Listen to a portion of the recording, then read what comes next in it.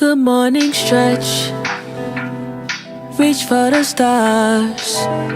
Today, maybe, baby, you're an astronaut. No room for margin.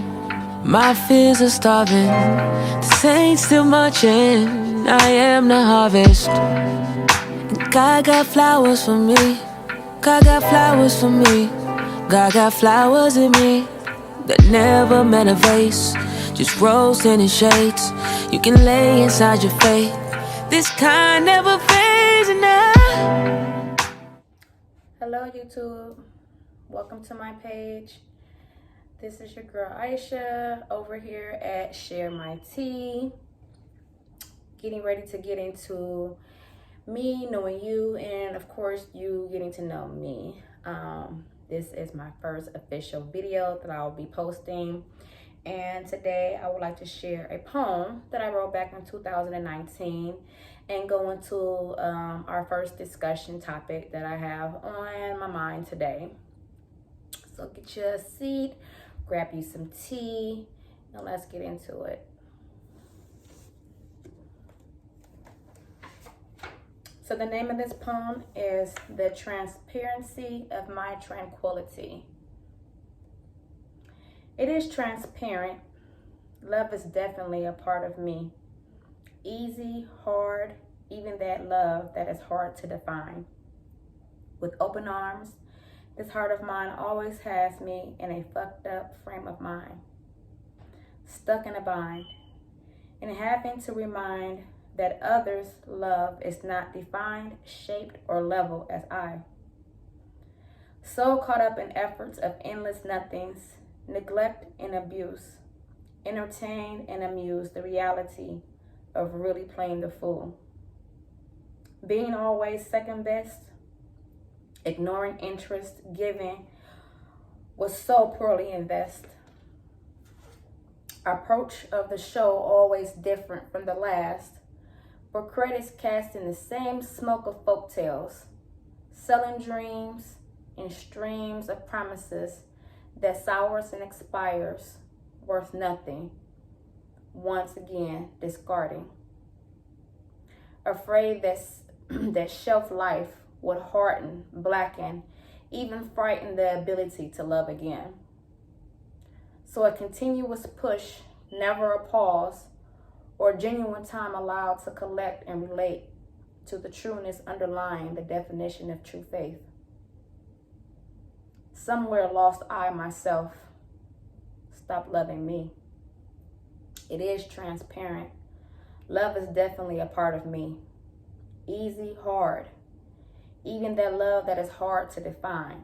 With open arms, this heart of mine always has me in a fucked up frame of mind, stuck in a bind. The first step is to be admitting neglect in self, passions, dreams, and desires forgotten and chased for the illusions that I personally always possessed.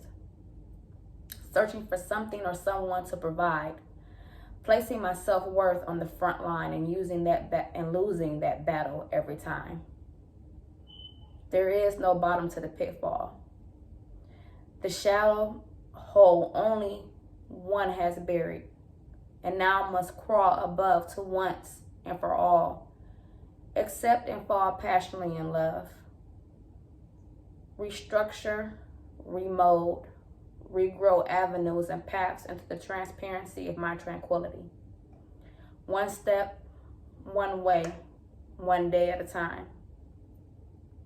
It is transparent. Love is definitely a part of me. And having to remind that others' love is not defined, shaped, or level as I. Now stepping humbly into the transparency of my tranquility, redefined.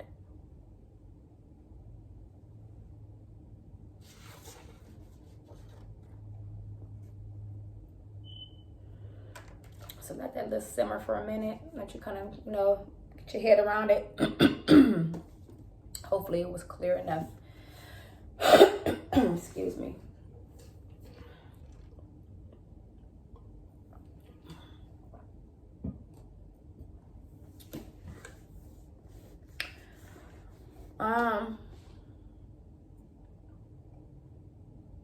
That poem really was based on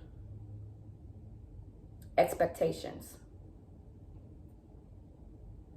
and what setting expectations amongst others can get you.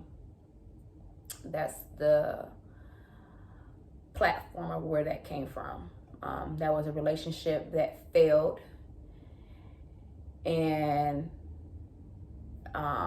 it was very disappointing and very heartening when it ended, because a lot of expectations was set for the relationship and for that individual, and I was crushed.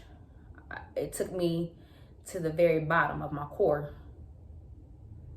and I had to rebuild me and rub that surface all the way clear, and do some self-healing and get more specific with my creator on, when the time came, what I really absolutely wanted next. And I mean very thoroughly detailed. So that's part of the discussion today, is understanding expectations, and that we should not be setting them for anyone other than ourselves. Not for your kids, not for your parents, your spouses, loved ones, partners, your managers. You know, expectations are to be set for you. They are personal things, an expectation. You can suggest,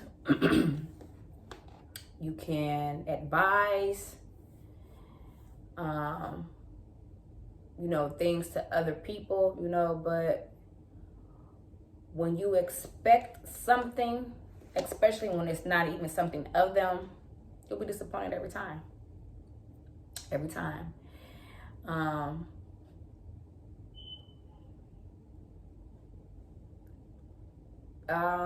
Just to give you a more clear example,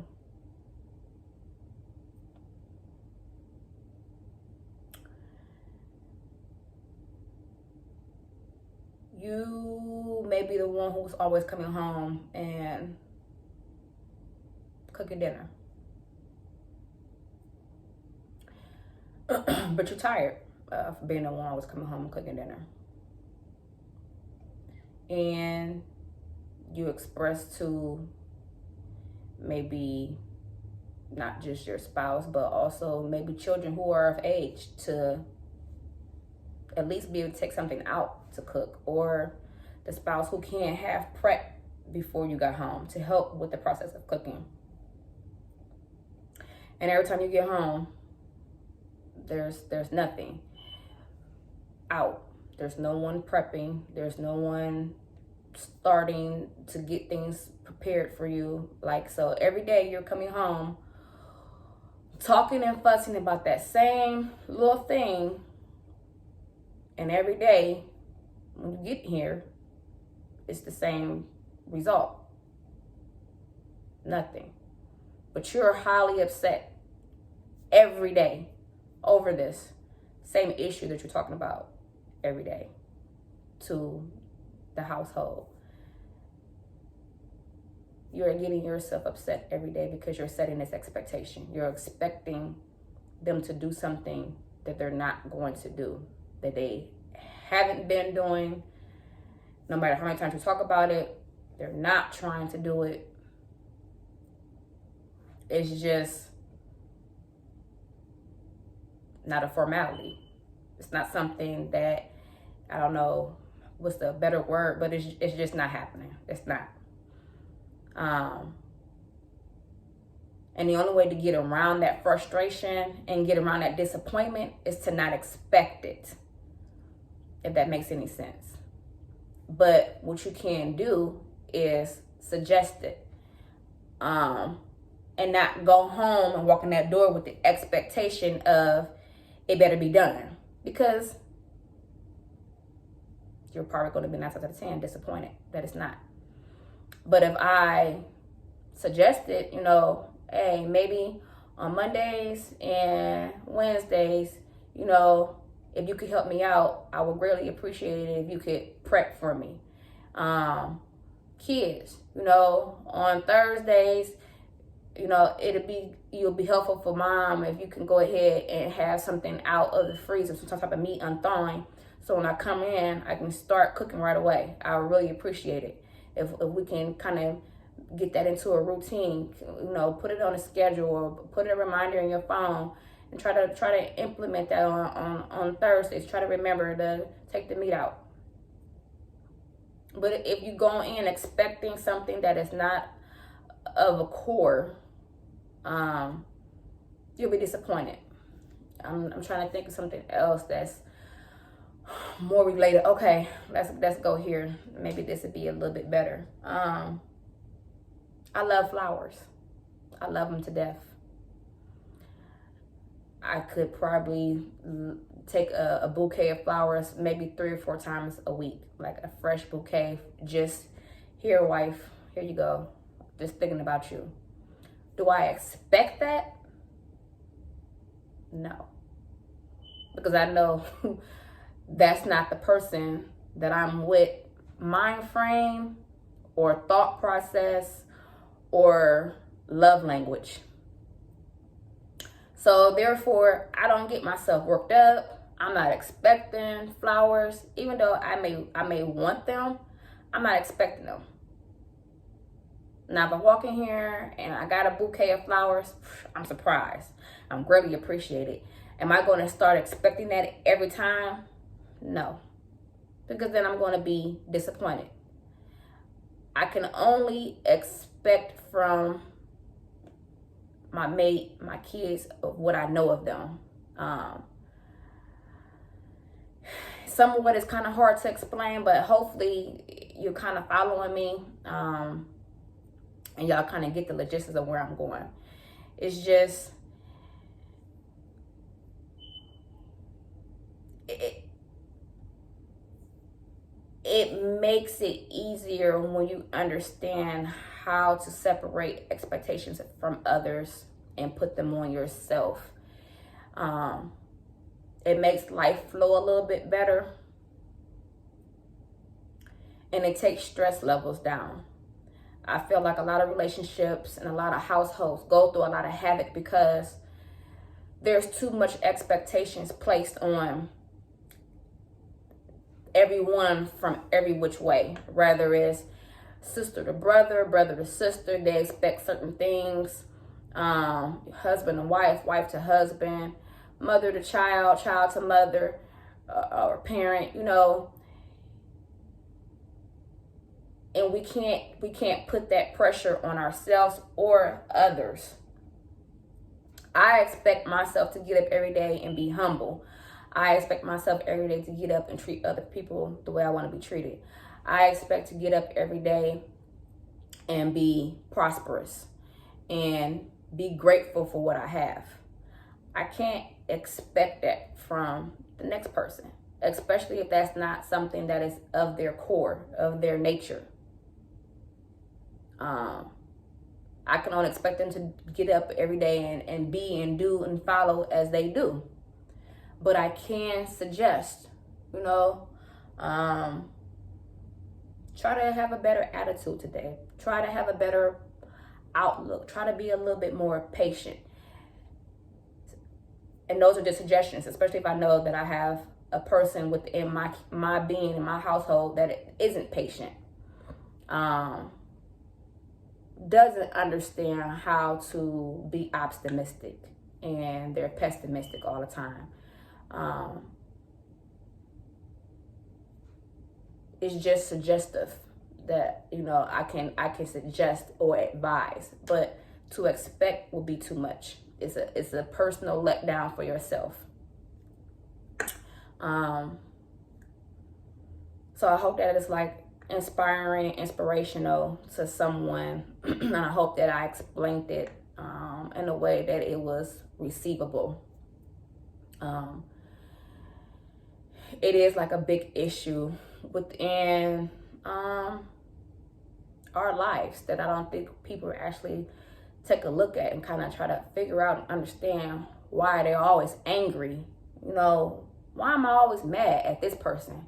Why am I always mad at this kid? You know, why things will never go the way I want it to go, when I want it to go. Because we're setting expectations on the wrong person when that expectation should be set for yourself.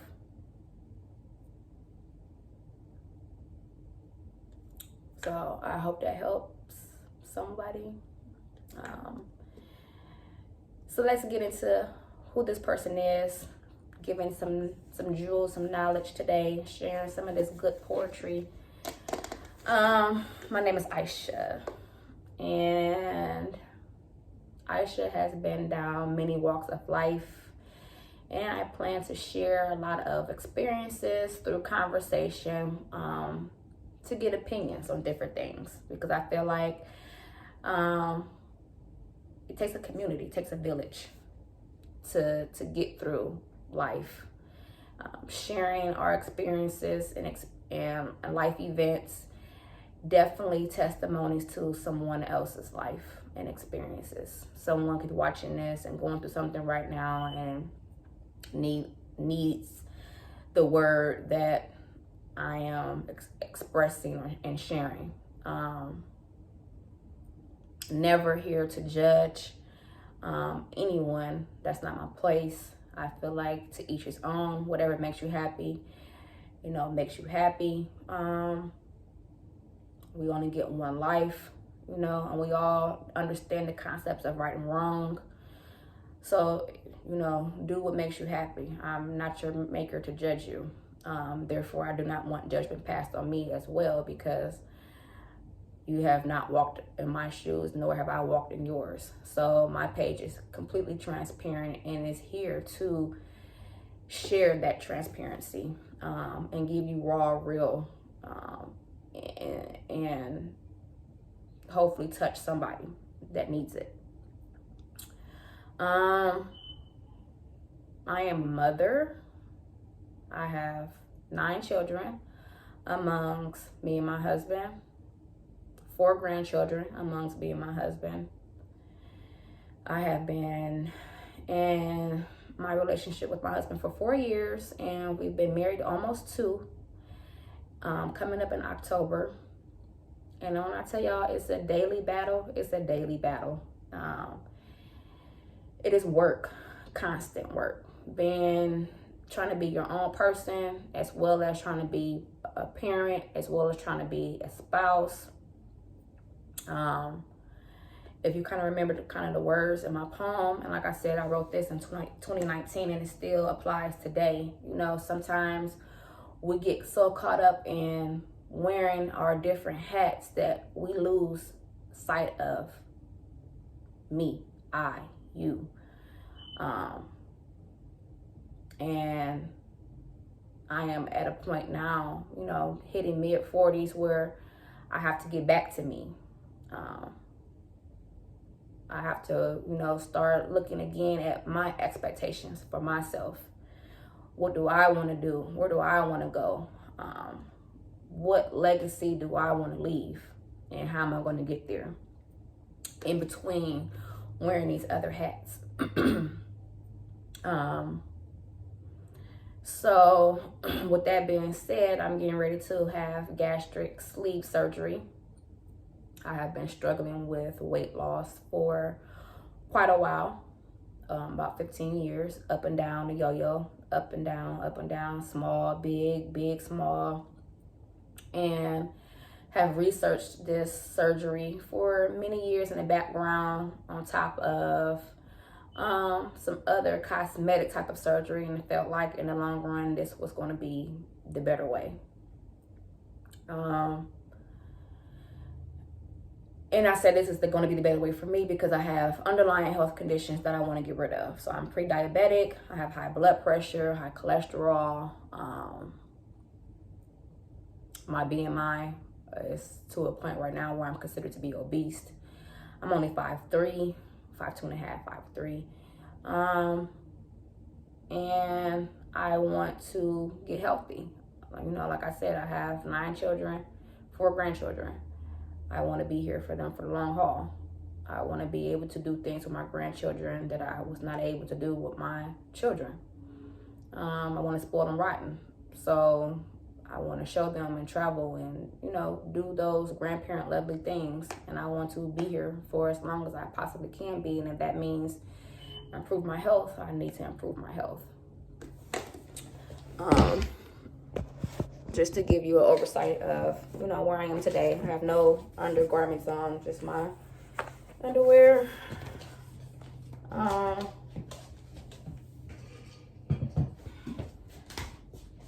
Basically, everyone tells me I look good. You look fine. Why are you getting weight loss surgery?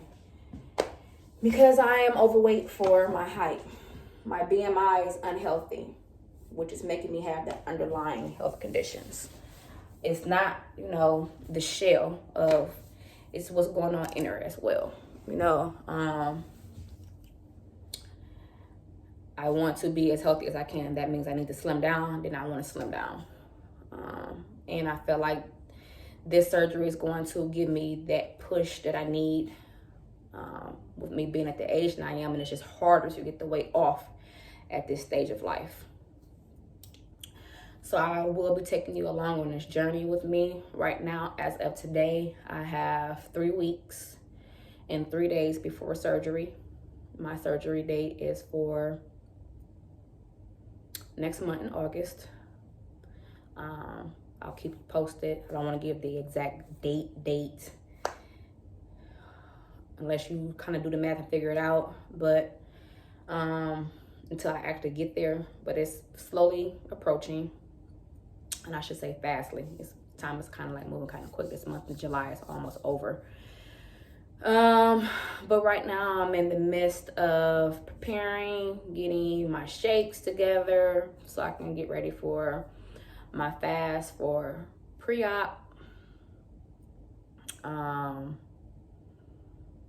which is going to help shrink the liver, which is a requirement. So that's kind of like, drinking 3 shakes a day with 1 meal a day. And if I want to do some snacks in between, nothing but vegetables. So a very strict pre-op diet. And then after that diet, after surgery, then I go into clear liquid diets for 2 weeks following surgery. And then kind of gradually from there go back into soft foods, and then from soft foods to solids. So I definitely plan on taking you along the journey, keeping you posted, putting up videos, sharing before and afters, weigh-ins, as well as still sharing the tea, still hitting our topics, still having discussions in between this whole life event that I'm getting ready to go through. For the most part, I am very excited, nervous about being put under. And that's just simply because being put under, you have no control, you sleep, you don't know what's going on. So that makes me a little nervous. I have been put under a couple other times for different surgeries, and I was nervous then too. So it gives me butterfly jitters in my stomach, but I think like once that part is over and I'm waking up in recovery, everything else will be, smooth sailing. I'm not gonna say smooth, but I'll be over the worst part for me right now. I have been doing a lot of research and watching a lot of different stories here on YouTube about, other people who have went through this journey. So I kind of know the logistics of what to be prepared for mentally, physically, emotionally. So I have a good support group waiting to be here for me. And I'll have hopefully a great support audience that will be here as well to cheer me on, to be supportive, ask questions in case this is something that you're thinking about. Comments, I'll take anything constructive, positive, no negative, please. Like I said, this is a life-changing journey. This is, every day for the rest of my life, this will be something that I'll be implementing forever. So I'm excited. I'm excited for the change. So if you heard something that was inspiring, that kind of clicked your, inquiry, something that sparked you to want to come back and get to know more, follow what's going on with my journey, you're interested, please, by all means, like, share, and subscribe, and get on board. Get your tea ready and get ready to sit around and have these discussions and watch this journey with me. Until next time, I just ask that you all love each other, be nice, be humble, be blessed. Till next time at Share My Tea. Thank you guys for tuning in. There's grace for the day, so I can show up for myself. I will show up for myself, show up for myself, show up for myself. And today